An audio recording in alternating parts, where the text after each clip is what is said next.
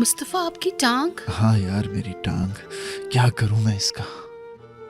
भाड़ में जाए, चलने फिरने से भी तंग हो गया हूँ। ऊपर से ताहिर मुझसे हिसाब मांग रहा है कि ऐसा बयान क्यों दिया। यार मैं बयान ना भी देता तो क्या हो जाना था।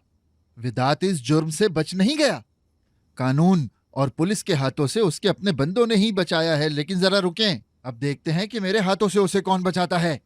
मुस्तफा, अल्लाह का वास्ता है, मुझे डराएं तो मत। देखिए, अल्लाह का वास्ता दे रही हूँ। क्या करूं आसिया?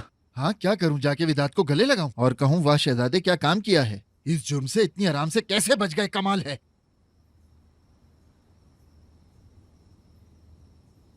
मुस्तफा, ना करें, अल्लाह की रजा के लिए माफ कर दें, प्लीज।